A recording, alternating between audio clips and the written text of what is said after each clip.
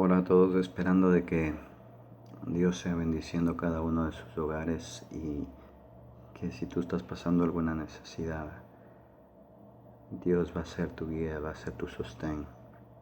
Ten fe y solamente confía en el Señor de que Él envíe su lluvia a su tiempo.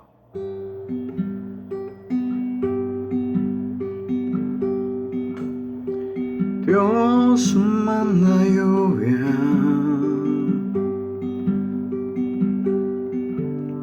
derrama de tu espíritu,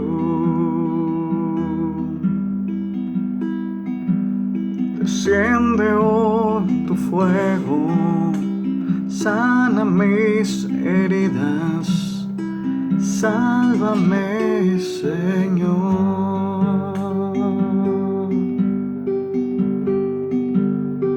Dios manda lluvia, derrama de tu espíritu,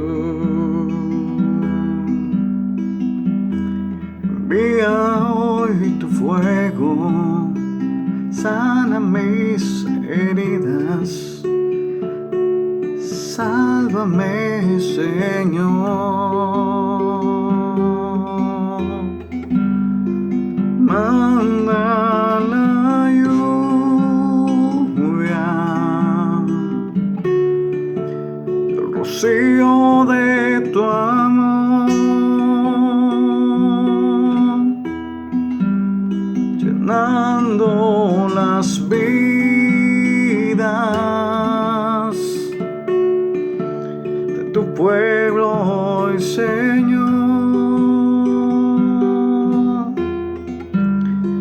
Manda la lluvia y el rocío de tu amor,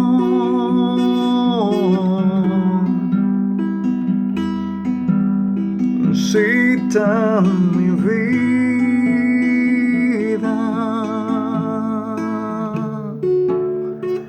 cámbiame, Señor.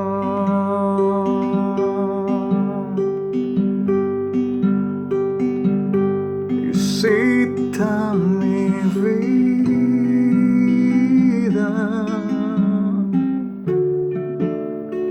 cámbiame, Señor.